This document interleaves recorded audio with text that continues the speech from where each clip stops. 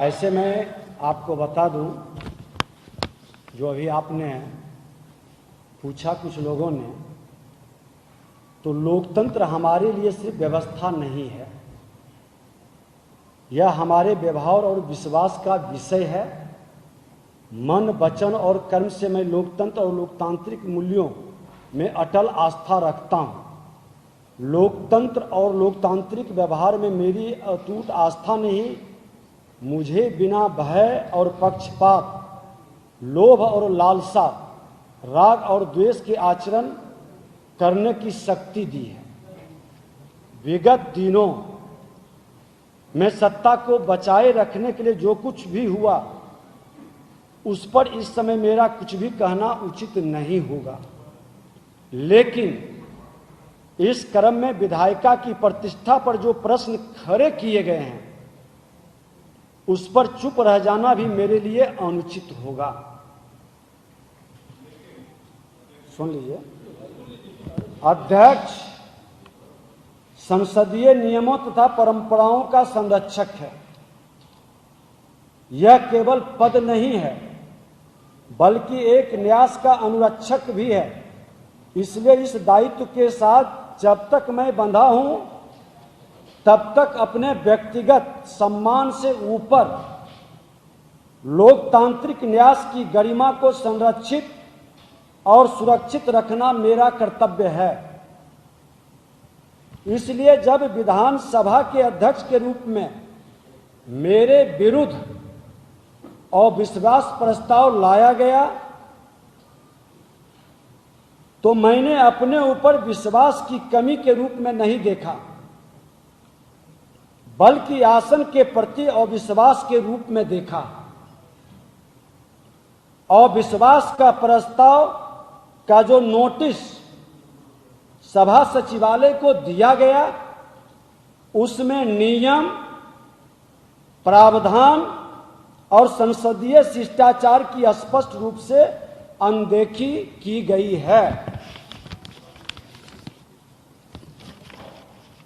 अतः आसन से बंधे होने के कारण संसदीय नियमों एवं प्रावधानों से असंगत नोटिस को अस्वीकृत करना मेरा स्वाभाविक जिम्मेवारी है।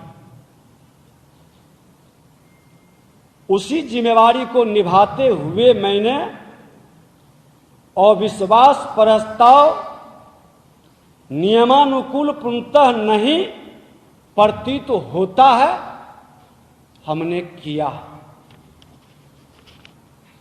नोटिस में कुछ दुर्भाग्यपूर्ण और निराधार आरोप भी लगाए गए हैं, जो नितांत व्यक्तिगत स्तर के हैं।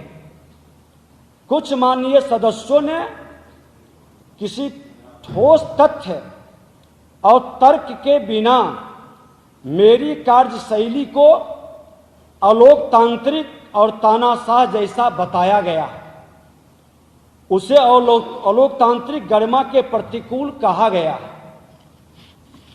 इन तथ्यहीन आरोपों के बीच यदि मैं त्यागपत्र देता हूं, तो यह न केवल व्यक्तिगत निष्ठा और आत्मसम्मान के विरुद्ध होगा, बल्कि संसदीय परंपरा पर किए गए आक्षेप पर चुप रह जाने वाली बात भी होगी, जो आने वाले दिन के लिए दुर्भाग्यपूर्ण रहेगा। अतः मैं बिहार विधानसभा अध्यक्ष के रूप में मेरे विरुद्ध लगाए गए अविश्वास प्रस्ताव का प्रतिकार करते हुए इस्तीफा नहीं दूंगा। सदन में मैं बिना किसी द्वंद्व या भय के अपनी बात रखूंगा। आपसे फिलहाल आपके लोगों का जो प्रश्न आया है, यही कहना है। और बहुत सारे पत्रकार मित्र भी इस पर पूछ रहे थे, चर्चा कर रहे थे। शेष सदन की बात सदन में होगी। बहुत बहुत स्तंभ का लोकार्पण संग्रहालय का शिलान्यास, शताब्दी उद्यान का कल्पतरु पौधे के साथ 100 औषधीय पौधों का और अतिथिशाला का शिलान्यास, ये सब ऐतिहासिक कार्य रहे हैं। शेष आप उसके गवाह नहीं, भागीदार थे, और सब आप लोगों की सकारात्मक लेखनी से बिहार की जनता ही नहीं, देश की जनता देखा भी, सुना भी, जाना भी।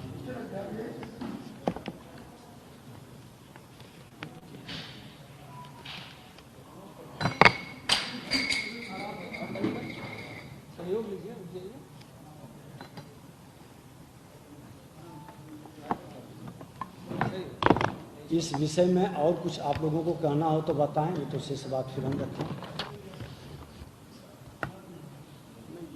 क्योंकि आप प्रेस सलाहकार समिति के सदस्य हैं। आपकी भी कोई सुझाव हो या मैं अपने ही विषय रखें तो हम ही कर दें।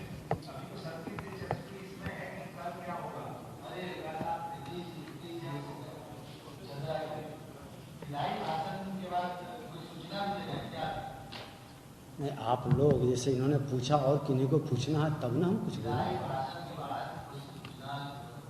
विदाई भाषण कहाँ अभी हुआ है? अभी तो कल का 1 दिवसीय जो कार्यक्रम है उस पर हमने आभार व्यक्त किया और धन्यवाद दिया, और प्रधानमंत्री जी के कार्यक्रम के बाद बैठने का मौका नहीं मिला, तो प्रधानमंत्री जी के कार्यक्रम के बाद हमको लगता पहली बार ही बैठ रहे हैं।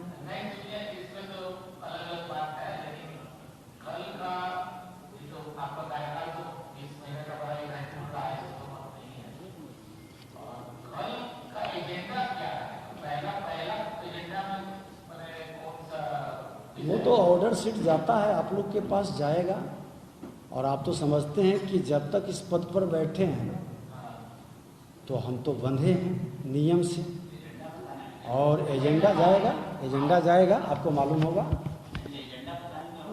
नहीं जाएगा, वो फाइनल होकर के जाएगा। और किन्हीं को कोई विषय?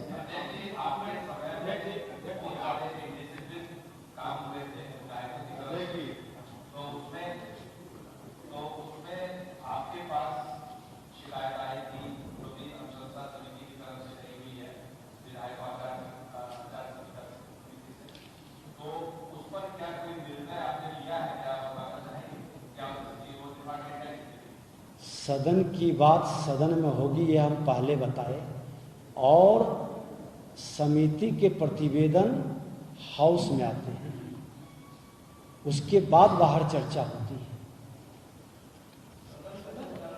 लेकिन आपने अभी तुरंत कहा कि 20 महीने का हमारा कार्यकाल, हम लोग मान लेंगे कार्यकाल समापन की, ये सब स्वतंत्र है, मानने के लिए तो सब स्वतंत्र है, लेकिन जब तक सत्य सामने नहीं आता है तब तक स्वीकारना सबके लिए थोड़ा कठिन है।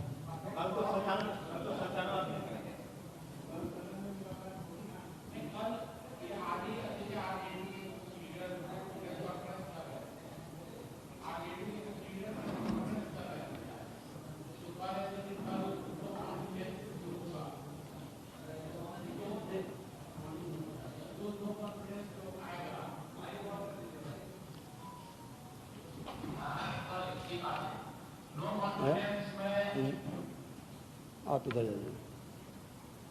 अरे हाँ बताइए।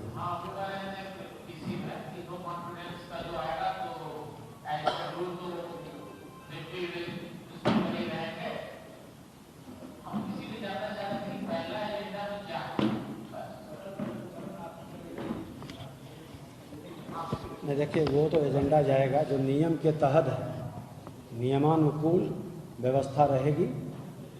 सरकार के काम पहले होता है तो सरकार के काम पहले होगा,